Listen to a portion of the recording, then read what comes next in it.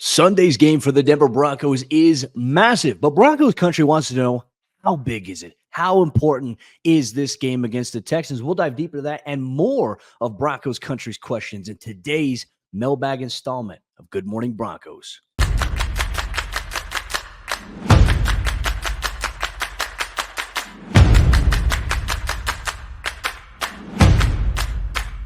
Good morning, Broncos country. Welcome into a freshly brewed installment of GMB here on Mile High Sports YouTube page. You get us every single weekday, Monday through Friday, 9 o'clock a.m. Mountain Time. Mile High Sports is every team, every day. You want all your Colorado sports coverage, you get it here on MHS. You can also get our written work in daily columns at milehighsports.com, where you'll get in-depth, up-to-the-minute coverage of your favorite Colorado sports teams. I'm Cody Roark, Broncos reporter for Mile High Sports, and we got a mailbag here today, Broncos country. Thank you so much for tuning in. And do us a favor, if you're here on YouTube for the first time, you love Colorado sports talk, you love the Denver Broncos, do us a favor, hit that subscribe button so you never miss out on what we have going on here at Mile High Sports. But, folks, I mean, this is a pivotal time here for this Broncos football team. There's a lot going on here, and Broncos country sent in their mailbag questions to me at Cody@milehighsports.com. So if you ever want to get involved in the mailbag every single week, you can just send me via email or via social media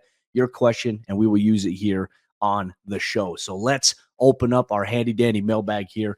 First one comes in from Rylan. Rylan asked the question, do you think Samaje Perine has become the team's running back two? It's a great question, right? Because at one point of the season on this very show, we talked about how Jaleel McLaughlin has become the running back two for the Broncos offense. But it seems like during this Broncos 5-game win streak, that has kind of changed a little bit to Samaje Perine. And I'm not sure exactly what the reason is. Jaleel McLaughlin hasn't had as much success, right, in the explosive run creation that we saw early on, which, I mean, gosh, if that was going for Denver's offense, things would be even more electrifying. I think Denver would have more points offensively, but the run game hasn't gone as well for Jaleel as of late, but it has gone well for Samaje Perine. And I would say maybe in Sunday's game against the Cleveland Browns, I felt like Samaje Perine really came out and established the fact that, hey, he is the number two guy here behind Javonte Williams. I mean, right now, he's kind of got the hot hand. Let me pull up. I got it right here in terms of Sunday's game against the Cleveland Browns. But you look at where Javonte's at. Javonte had 18 total carry attempts against the Browns for 65 yards. His longest run was a 15-yard run. He did have a big run down the right sideline that got called back to what I thought was not a very good holding call. The refs threw, I think, what was a bad flag against Cortland Sutton. But Samaje Perine, I mean, just get this, okay? 7 carries, 55 yards, averaging 7.9 yards per carry, including a 24-yard scamper, a rushing touchdown, his first of the season here for the Broncos. And Denver's, obviously, he had Denver's second rushing touchdown of the year. Russ had the third rushing touchdown of the year. But you look at that as well. I mean, he's even targeted out of the backfield one time, one catch for 11 yards. But I think what Sean Payton has told us is just that, okay, hey, in third down situations, 2-minute drills, he's got a proven body of work that they're really comfortable with. And I think that's a big reason we've seen an elevated role for him. And he's good in pass protection.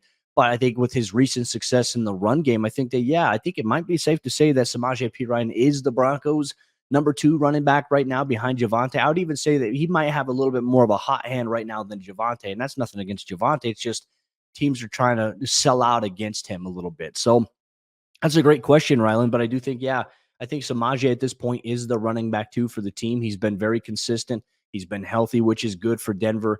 And I'm very curious to see what type of role he's going to have this Sunday against the Houston Texans. Definitely something to keep an eye on. I think that's a great question. Our next one is going to come in from Kyle. Kyle asked the questions, what have you seen from the Broncos offensive line during this win streak that stands out to you? Well, first off, I think health. Health has been the biggest key here for Denver's offensive line. They've had the same starting offensive lineup coming into Week 13 that they had in Week 1. There hasn't been any changes in the offensive lineup, which has been good, because I remember last year just watching how disastrous it was under Butch Berry, how disastrous it was under Nathaniel Hackett. By the time Week 13 was coming around, the Broncos were already on their 7th or 8th different starting offensive lineup from the year. They didn't have the same offensive line that they had in Week 1, and they had injuries on the offensive line. But Denver, I think the biggest surprise to me is that the offensive line has been healthy all season long. To me, that's something that stands out, and I think that's something that doesn't get talked about enough, because we talk so much about here in football, what do you need? You need continuity. You need consistency. And I think that Denver's offensive line, I think the first part of the season, obviously they've had their issues, right? I think penalties have been an issue for them a little bit this year, but they've had time to kind of get together. This is a brand new offensive scheme. It's a brand new blocking scheme that these guys learned all the way in training camp. So for me, I'm looking at every little sign here, but I'm also going through and saying, okay, it wasn't where it needed to be in the first 4 weeks of the season, right? Okay, that's fine. That's normal. You expect it. It takes time. You're not just going to get it all installed and ready to rock and roll in training camp. You look at the really good offensive lines around the NFL. What have they had? They've had consistency. They've had continuity all across the board, more than just the season, right? So Denver is building toward that. But they've been good. Their communication's been good. Quinn Miners has been playing really good football. Ben Powers has been playing great. Lloyd Cushenberry is having a career year, while Mike McGlinchey has struggled with the penalties and things like that. He's playing pretty well. I think that's the one thing that stood out to me early on. It was ugly for Mike McGlinchey, but I think he's really turned it around. Garrett Bowles is playing really good football as well. So what I've seen from the Broncos offensive line is just, hey, they're building toward consistency, which is the ultimate thing that you need to do in today's game in the NFL, which is so hard because, they play in the trenches, trench warfare. It's so physical. Guys get banged up. Guys get their foot stepped on. It's playing offensive lineman is not easy. And so, these guys have been battling through some things, and they've had some bumps and bruises along the way, but it's never impacted their ability to be available on Sundays, which is the biggest thing there. So, Kyle, that is a great question there.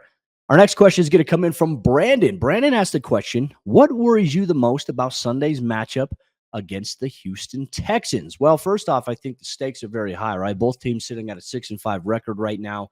Denver obviously needing to improve in the conference record category. They're 3-4 against AFC opponents. That's why they got teams above them right now who have similar, obviously, records in this standpoint. This game against Houston is so big just because not only does Houston have a better conference record right now than Denver, but this is a tiebreaker scenario, right? You have the Texans right now sitting at the 8th spot, the Broncos sitting at the 9th spot right now. You have to find a way here to go on the road. Look, it's your first of 3 straight road games. You have to go on the road, become road warriors, and you have to beat this Texans team because, look, as great of the story has been of C.J. Stroud, DeMeco Ryans in his first season as the head coach, Denver has, in my opinion, the more experienced players, right? And I think they have the most to gain out of everything. I don't think anybody expected the Texans to make the playoffs this year. Everybody expected the Broncos to be a playoff team under Sean Payton. Obviously, they got off to the start that they did. But the C.J. Stroud is probably my biggest worry in this week's game against the Houston Texans because he is electrifying. This guy's playing really good football, 19 touchdowns to 5 interceptions. Russell Wilson has 20 touchdowns to 4 interceptions. CJ is electrifying. If the pocket breaks down, he's able to extend plays outside with his legs. He's able to, create opportunities, throw on the run. They scramble drill. They really excel at that. Bobby Slowick, I think he's done a really tremendous job down there in Houston with him, and they have weapons. Nico Collins, Tank Dell, Robert Woods, Damian Pierce healthy at the running back position now after missing some time due to an injury. So, they got all these different elements to them, and obviously I think they have a solid offensive line, but they have a bunch of dudes on one-year contracts that, they had to okay, hey, we're going to try to build something here. I don't know if they expected them to be where they're at right now, but man, they've been impressive. And so they're a dangerous team. And so if you can get a win against them, it puts the Broncos conference record at 4-4, and then it gives them the tiebreaker over the Texans. Denver already owns the tiebreaker over the Buffalo Bills, who are right behind them at 6-6. So for me, it's okay. Hey, the stakes are very high. That's what worries me about this game. Can you avoid maybe the low of, oh, hey, we got to go on the road. We're not at home. We're not in front of our crowd. Denver's crowd has been fantastic during their win streak, but they've also gone on the road and they've beaten the Buffalo Bills. So, that's a huge feat in and of itself. Can Denver continue to stack on that? That's the biggest question here about this game against the Houston Texans. But we're going to continue our mailbag series. We got a couple more here to get through here on Broncos Country here on today's episode of GMB. Real quick, folks, let me tell you about our friends over there, Superbook Sports. Win a trip to the biggest football game of the year, courtesy of Superbook Sports. Superbook will fly you and a friend to Las Vegas for February's championship game. They will also give you 2 tickets to the game plus a 3-night hotel stay. All you have to do is place a $25 same-game parlay between now and January 7th, and you're automatically entered to win. So wager and win a super trip to Las Vegas, courtesy of Superbook Sports. Visit superbook.com for terms and conditions. Gambling problem? Call 1-800-GAMBLER. Hey Nuggets fans, Ryan Blackburn here, host of the Pickaxe and Roll podcast on Mile High Sports. We've got the best Denver Nuggets coverage around, so make sure not to miss an episode and subscribe down below to the Mile High Sports YouTube channel. Nuggets off to a great start. Make sure not to miss a thing on Mile High Sports. Let's continue our mailbag series on Mile High Sports YouTube page. Just a reminder, milehighsports.com is your daily hub for all written content and columns leading you up to whatever tip-off, kickoff, whatever it may be, dropping of the puck. You get all that here, milehighsports.com. Some great questions sent in for this mailbag edition. I always appreciate you, Broncos country, taking time to come up with these questions, send them out to me. I love answering them here on the air. Love to interact as much as I can. Our next one comes in from Jeff. Jeff asks the question, do you think the Broncos will make the playoffs? If you had to predict today, what would you say? This is a great question. Now, for me, it's tough because I hate doing predictions. Like anyone that knows me, I always feel like why I'm not predicting something that, is not here yet. But okay, let's say if I had to answer this question and based on the vibe that I've gotten, how I've seen the Broncos kind of transform things, I think that Denver, yes, I think Denver will make the playoffs. I think if they can win on Sunday against Houston, I think that'll help really solidify that, hey, they're serious and they are going to make a strong push for that wild card playoff spot. There's still a chance they could win the division, but the reality is the Kansas City Chiefs schedule is pretty dang easy to close out the year. So that's looking a little unlikely. So Denver's going to have to try to get into the wild card. Luckily, there's 3 spots versus 2, how it used to be. But yeah, I do think that Denver will make the playoffs. And if you would have asked me this 6 weeks ago, I would have said, no, they're not going to make the playoffs. Like, are you kidding me? They lost 4 or 5 games. I do think Denver's room for error is very minimal here going forward. I don't think that they can afford to lose more than 1 more game this season. We'll have to see how things play out, but it's tough because, okay, hey, you have 6 games remaining. 5 of those 6 games are against AFC opponents. 3 of those 5 AFC opponents are AFC West divisional rivals. And so while the Raiders and the Chargers are behind Denver, the Raiders are a little bit closer to Denver than I think most people would like.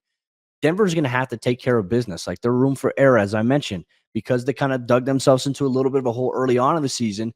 They don't have a lot of room to make as many mistakes in the latter half of the season, which is tough. There's a lot of pressure that comes with that. But based on the trend, how they're playing defensively, special teams playing really well, the offense continuing to improve, and what I believe they still haven't played their best football yet, which means it's not if, it's when they start playing their best football. I think Denver will make the playoffs, Jeff. I think that's a great question. And those are the reasons why I think that they will make the playoffs. Our final one comes in from Liv. Liv asks the question, why haven't we seen much of Jerry Jeudy this season? This is a great question. And to be honest with you, it's a little perplexing to me. I don't know if it's by design. I don't know if it's just a product of how things are going or how defenses are playing Denver. But, I mean, you look at this past week against the Cleveland Browns. I mean, Jerry Jeudy in the passing game saw 3 total targets. He had 2 catches for 11 yards. There's plays where if you go back on the film, you see him coming open. But the reality is, okay, where's the pressure coming from? It's forcing Russ to extend. Like, Russ had to run a few times and extend plays with his legs, which is great. It's great to be able to do that. But for a guy like Jerry Jeudy, who's a good route runner, who can get open, who knows how to attack the leverage of defensive backs, I think we're all expecting more than just 2 catches for 11 yards, let alone more than just 3 targets per game.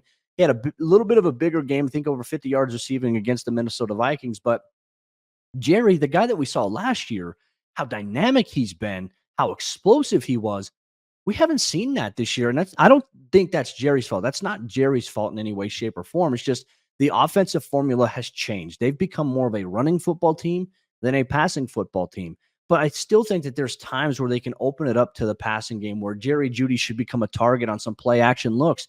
I mean, we're talking about, hey, get him on an out route, get him on a slant, get him on a deep drag if you can, or even not even a deep drag. Just get him on a drag at maybe 5 to 7 yards and get the ball to him in space and then see what he can do. I mean, he can make guys miss.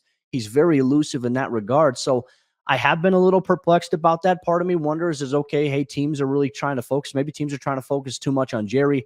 We've seen Cortland Sutton coming up big and obviously having a huge year for the Broncos. The passing game for Denver hasn't really had any explosive numbers, which they haven't really needed it to have that happen. I mean, it would be nice if Denver could have like an explosive passing game. Russ could throw for 5 touchdowns and Denver wins. But, I mean, Russ is playing efficient football. So he's not throwing for a lot of yards, but he's playing efficient. He's scoring touchdowns. The Broncos are winning. And you just want to see maybe Jerry get involved in that a little bit. I think this could be a very good week for Jerry to get involved into the game plan a little bit more than we've seen. It's the Broncos' first indoor game of the season. So It's a great question. I mean, it's more of a byproduct of, I think, how defenses are playing them, how the Broncos' offensive game plan has changed and evolved. And I'm very curious. Like, as long as the Broncos are winning, I part of me wonders, like, is Jerry Jeudy happy? Like, that's the thing. Like, sometimes receivers, they want the ball. And look, Jerry wants the ball. Jerry wants to make plays. He wants to help. He wants to contribute in the Broncos' wins. Like, I think every player feels that way. But I think as long as Denver's winning, I think things are going to be okay. If not, like, if Denver was on a string of losing, then I think I'd be a little bit worried going forward here. But maybe we'll see a Jerry Jeudy breakout game this week against the Houston Texans. But Broncos country, thank you so much for all your mailbag questions. Thanks for sending them in.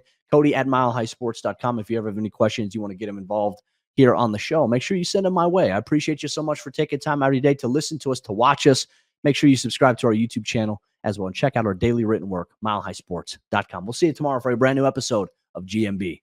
What's up, guys? Kim Becker here with Mile High Sports. Make sure you guys are following us on social media so that you never miss a Mile High Sports daily. Monday through Friday morning, we'll post a video hosted by me catching you up on everything you need to know when it comes to sports right here in the Mile High State. TikTok, Twitter, Instagram, Facebook, YouTube, you name it, we're there, and we've got you covered for everything Colorado sports.